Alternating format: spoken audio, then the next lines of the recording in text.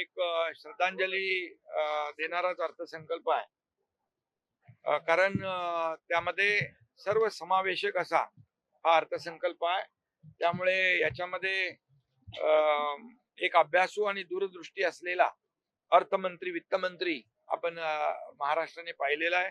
त्याच्यामध्ये हा एक विजनरी अर्थसंकल्प आहे आणि विकसित महाराष्ट्र 2047 कडे खंबीरपणे वाटचाल करणार आहे. जसं देशाचे प्रधानमंत्री नरेंद्र मोदीजींचं विकसित भारत 2047 कडे वाटचाल सुरू आहे आणि म्हणून त्यामध्ये मोठ्या प्रमाणावर योगदान देणारा हा महाराष्ट्राचा अर्थसंकल्प आज आपण पाहिलेला आहे. आणि मी त्यामुळे खऱ्या अर्थाने मुख्यमंत्री महोदयांना ॲज अ वित्तमंत्री म्हणून त्यांचं अभिनंदन करतो. कारण त्यांनी सर्व समावेशक हा अर्थसंकल्प या ठिकाणी मांडलेला आहे आणि त्यामध्ये संपूर्णपणे पायाभूत सुविधा, लास्ट माइल कनेक्टिव्हिटी, यामध्ये रस्ते, त्याचबरोबर रेल्वे, मेट्रो, जलवाहतूक या सगळ्याच कनेक्टिव्हिटी त्यांनी दिलेली आहे.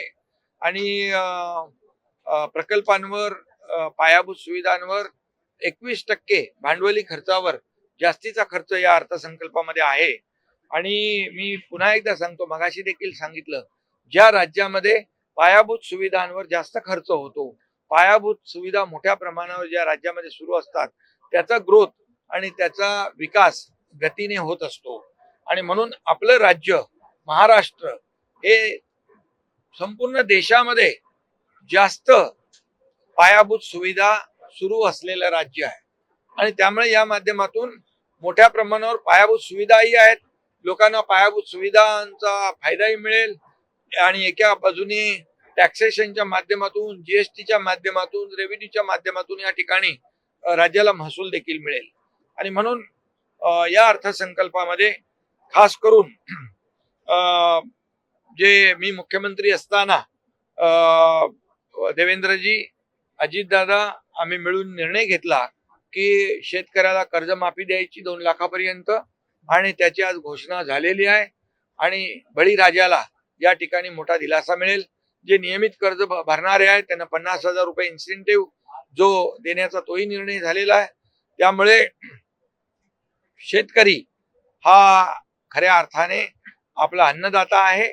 आणि म्हणून आम्ही नेहमी सांगतो की आपल्या महाराष्ट्राच्या तिजोरीवर पहिला अधिकार बळीराजाचा आहे, शेतकऱ्याचा आहे. हे आजच्या अर्थसंकल्पामधून कर्जमाफी ची घोषणा करून आपण सिद्ध केलेलं आहे. आणि म्हणून आम्ही जे बोलतो ते करून दाखवतो, ते आम्ही करून दाखवलेलं आहे. आणि त्याचबरोबर मुख्यमंत्री माझी लाडकी बहीण योजना जी आहे ती सुरू ठेवलेली आहे. त्याच्यामध्ये कुठे खंड पडू देणार नाही, हे देखील अर्थसंकल्पात त्याची तरतूद केलेली आहे. त्यामुळे जे काही विरोधक वाटत होतं, विरोधकांना सगळे बोलत होते की आता मुख्यमंत्री माझी लाडकी बहीण योजना बंद होणार, परंतु मी पुन्हा एकदा सांगतो, मुख्यमंत्री माझी लाडकी बहीण योजना कोणी किती प्रयत्न केला, कोणी माईकाला लाला, तरी मुख्यमंत्री माझी लाडकी बहीण योजना कधीही बंद होणार नाही. आणि त्याचबरोबर या ठिकाणी छत्रपती शिवाजी महाराजांचा तिथीप्रमाणे जयंती आहे. आणि छत्रपती शिवाजी महाराज बळीराजाला, रयतेला या ठिकाणी सांगायचे की ते रयतेचं राज्य आहे, शेतकऱ्याच्या भाजीच्या देठाला हात लागता कामा नये. आणि त्याच दिवशी ही कर्जमाफीची घोषणा केलेली आहे. खऱ्या अर्थाने छत्रपती शिवाजी महाराजांना हा मानाचा मुद्रा आहे. आणि म्हणून त्याचबरोबर हिंदुहृदय सम्राट बाळासाहेब ठाकरे यांच्या जन्मशताब्दी निमित्त देखील जे स्मारकाचं काम सुरू आहे, पहिला टप्पा पूर्ण झाला, दुसरा टप्पा लवकर पूर्ण होतोय, त्याला देखील कुठेही आर्थिक तरतूद कमी पडणार नाही, हे देखील आपण त्याच्यामध्ये हे टाकलेलं आहे. त्याचबरोबर हिंदुहृदय सम्राट बाळासाहेब ठाकरे जन्मशताब्दी निमित्त अनेक लोकाभिमुख कल्याणकारी योजना, महाअभियान आम्ही राबवतोय, त्याचा देखील या अर्थसंकल्पामध्ये तरतूद केलेली आहे. आरोग्य आपल्या दारी असेल, त्याचबरोबर गडकोट किल्ल्यांचं संवर्धन असेल, जतन असेल, त्याचबरोबर प्रत्येक महापालिका नगरपालिकेला विकासासाठी निधी असेल, अशा शालेय शिक्षण मुलांसाठी अनेक स्पर्धा असतील, अशा प्रकारचे अनेक विषय घेऊन रस्ता सुरक्षा मोहीम असेल, अजितदादांचं त्यामुळे ज्येष्ठ नागरिकांसाठी योजना, अशा अनेक योजना जन्मशताब्दी निमित्त या ठिकाणी हे केलेल्या आहेत. त्याचबरोबर छत्रपती संभाजी महाराजांचं स्मारक जे आहे तुळापूर आणि वडू या ठिकाणी, त्याला देखील या अर्थसंकल्पात तरतूद केलेली आहे. स्वर्गीय आमचे सहकारी अजितदादा यांचं देखील स्मारक, यथोचित स्मारक करण्याचा देखील निर्णय घेतलेला आहे. असे अनेक निर्णय या ठिकाणी घेतलेले आहे. शेतकऱ्यांसाठी, कष्टकऱ्यांसाठी, आमच्या लाडक्या बहिणींना आत्मनिर्भर करण्यासाठी, त्याचबरोबर युवकांसाठी रोजगार, मोठ्या प्रमाणावर परदेशी गुंतवणूक जी आहे सगळ्यात जास्त महाराष्ट्रात होती आहे आणि त्यामुळे मोठ्या लाखोच्या संख्येने युवकांना रोजगार मिळणार आहे. 30 लाख कोटीचे करारनामे दावोसला झालेले आहेत आणि म्हणून हे सगळं जे आहे आज आपण पाहिलं तर मोठ्या प्रमाणावर या पर्यटनाला चालना दिलेली आहे. अगदी आमच्या सातारा जिल्ह्यामध्ये दरे गावामध्ये वासोटा किल्ला आहे, छत्रपती शिवाजी महाराजांच्या काळातला किल्ला आहे, त्याला देखील पर्यटक जातात, पण तिथे देखील रोपवे ने आता त्यांना जाण्याची व्यवस्था होईल. एक वेलनेस सेंटर केलेलं आहे, त्याला देखील चालना मिळेल आणि हे सगळे एकंदरच स्टार्टअपला प्राधान्य दिलेलं आहे.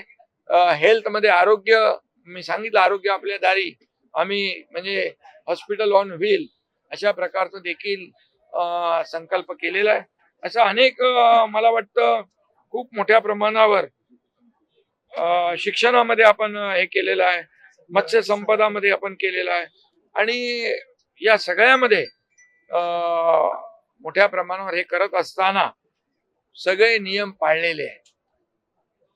यामध्ये राजकोषीय तूट ही स्थूल राज्य म्हणजे जे फिस्कल डेफिसिट जे आहे 3% कमी ठेवण्यामध्ये यश मिळालेलं आहे, 2.60. त्याचबरोबर राज्याची महसुली तूट जी आहे ती देखील 1% कमी राहिलेली आहे आणि त्याचबरोबर कर्ज 25% घेण्याची मुभा असते, ते देखील 18.5% आहे. त्यामुळे या सगळ्या नियमांचं पालन करून, सगळ्या योजना सुरू ठेवून, कर्जमाफीची घोषणा करून, नियमामध्ये राहून या ठिकाणी हा अर्थसंकल्प या ठिकाणी यावेळेस मांडलेला आहे.